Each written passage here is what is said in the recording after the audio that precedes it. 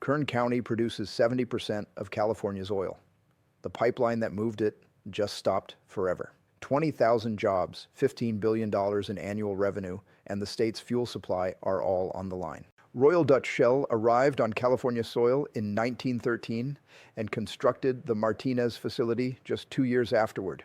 This became the nation's inaugural processing plant, capable of running without interruption, handling 20,000 barrels daily. Traditional plants during that era required shutdowns between production cycles. Shell cracked the code on maintaining continuous flow. Come 1929, Shell distributed fuel across every state in the Union, with most originating from California operations. They pioneered the contemporary service station blueprint. For multiple decades, Martinez represented their flagship asset, receiving constant financial investment. During 1994, Shell invested $1 billion modernizing Martinez with pollution-reducing technology. The facility achieved distinction as among America's most advanced, registering 16.1 on the Nelson Complexity Index, whereas typical facilities score 5 through 10. This positioned Martinez within the nation's top 1%. Shell employed personnel who dedicated complete careers mastering this particular facility's intricacies. During mechanical failures, which inevitably occur at processing plants, these individuals possessed exact knowledge for resolution. However, California continuously imposed additional requirements, fresh emission standards, updated safety protocols, expanded documentation obligations. Shell persisted in accommodation efforts, yet financial calculations ceased making sense. February 1st, 2020, Shell declared their Martinez sale to PBF Energy for $1.2 billion. This represented total withdrawal. Shell abandoned California entirely following 105 years. Zero ownership retention, zero supply arrangements, complete departure. PBF Energy arrived from New Jersey making substantial commitments. Their chief executive proclaimed dedication toward upholding elevated operational benchmarks. General belief prevailed. The transaction finalized and Shell vanished with their capital. Here's the unspoken reality. PBF acquired the containers, piping, and machinery. They failed to acquire personnel familiar with every facility peculiarity. They failed to acquire institutional wisdom Shell accumulated across a century. PBF obtained the physical components. They never obtained the operational intelligence. That pledge toward elevated benchmarks survived 22 months. Thanksgiving evening, 2022, complications emerged within Martinez. The facility discharged 48,000 pounds of exhausted catalyst throughout adjacent communities. This material comprises aluminum, chromium, nickel, vanadium, and zinc. Entirely toxic, entirely hazardous for inhalation. Residents awakened Thanksgiving morning discovering metallic powder blanketing their vehicles, residences, landscapes, and a neighboring educational facility playground. California statutes mandate refineries announce dangerous discharges within 15 minutes. PBF remained silent for 3 days. Health authorities learned solely because citizens posted photographs on social platforms questioning the powder's identity. The FBI initiated an inquiry. Agents conducted door-to-door collection of photographs and health grievances. Investigators discovered Shell had previously examined this precise situation and installed protective measures. PBF disregarded those protections. During Thanksgiving evening, PBF operated the complete unit with minimal personnel because operators claimed the holiday. When challenged, PBF termed this standard staffing. Investigators rejected that characterization. The Thanksgiving catastrophe marked merely the commencement. July 2023, PBF discharged petroleum coke powder during standard operations. Dark residue blanketed communities. October 2023, another coke powder discharge. December 2023, a sulfur dioxide discharge residents detected miles distant. The Bay Area Air Quality Management District levied 173 violations against PBF across 4 years. That exceeds Shell's total across decades. Then arrived February 1st, 2025, precisely 5 years following PBF's acquisition.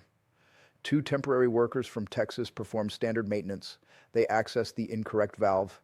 7,140 gallons of hydrocarbons escaped and ignited. The facility burned 3 consecutive days. Benzene, hydrogen sulfide, sulfur dioxide, and xylene contaminated the atmosphere. All induced cancer and respiratory illness. 6 personnel sustained injuries. Thousands of citizens received instructions remaining indoors with sealed windows. Emergency responders appeared within 14 minutes, then remained outside 2 hours, unable to reach anyone inside the facility. Communication devices operated on mismatched frequencies. Nobody supervised the temporary workers. Personnel failed comprehending the machinery they controlled. Shell previously maintained specialized teams for precisely this emergency category. PBF employed contractors from Texas who never previously worked California assignments. Actual individuals bear the consequences. Elizabeth Silvestri resided 3 miles from the facility. She inhaled the Thanksgiving powder and required hospitalization. The respiratory damage proved irreversible. She practiced nursing and now cannot continue employment. Robert Manning, a disabled Marine veteran. Following the Thanksgiving discharge, he acquired severe respiratory problems for his life's first occasion.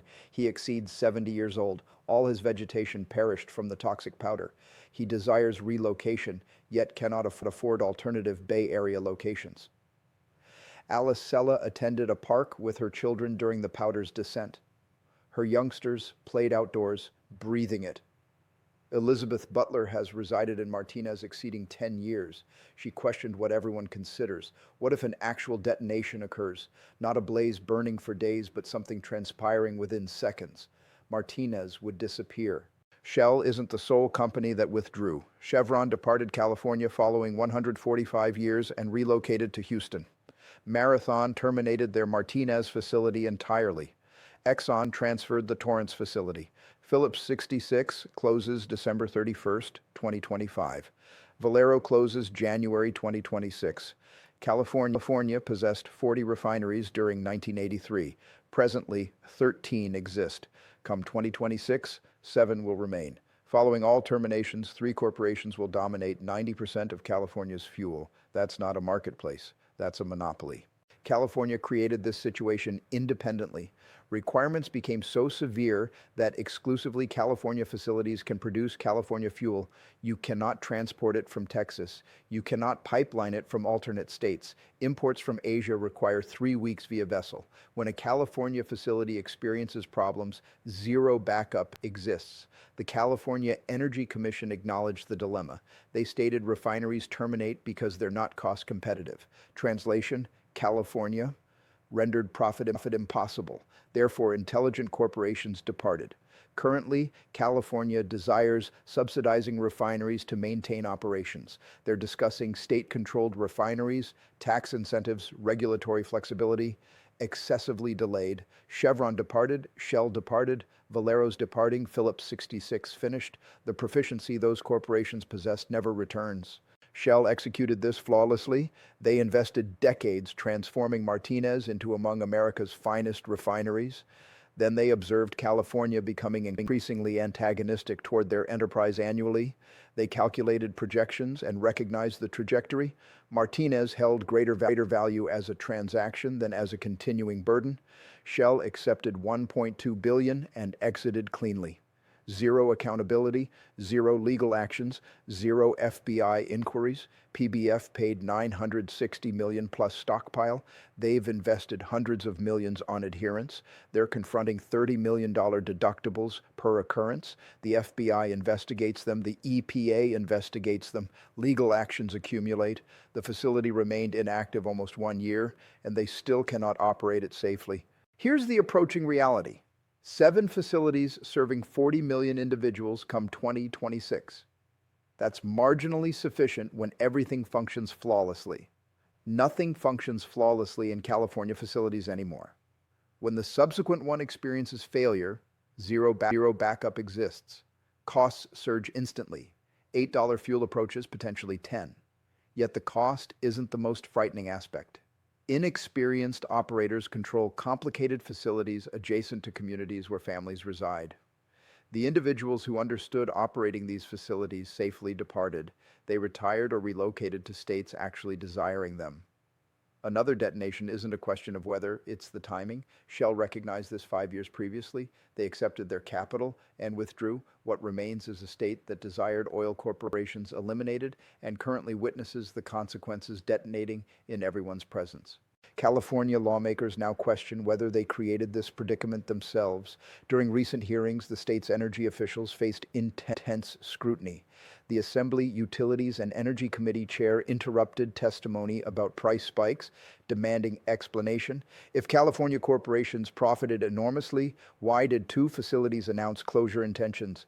Legislators from both political affiliations challenged California Energy Commission and Air Resources Board representatives, questioning whether regulatory actions triggered a greater fuel crisis. Representatives acknowledged potential self-inflicted crisis from regulatory decisions.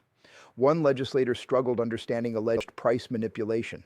Another declared climate leadership definitely doesn't resemble $10 fuel. The committee redirected focus from fuel corporations toward regulators as two additional facilities announced terminations during the past year, creating an impending 20% reduction in state fuel provision. UC Berkeley professor Severin Borenstein, directing the Energy Institute at Haas, warned costs could increase by dollars per gallon. That represents genuine danger presently. California must anticipate it. This constitutes emergency response, not extended planning challenges. The fuel provision problem emerges while California regulators designed policies eliminating fuel-powered vehicles from roads for pollution reduction. Currently, the zero-emission vehicle transition propels California's affordability predicament into acceleration. Legislators attempted discussing methods for stabilizing fuel markets, ensuring no additional facilities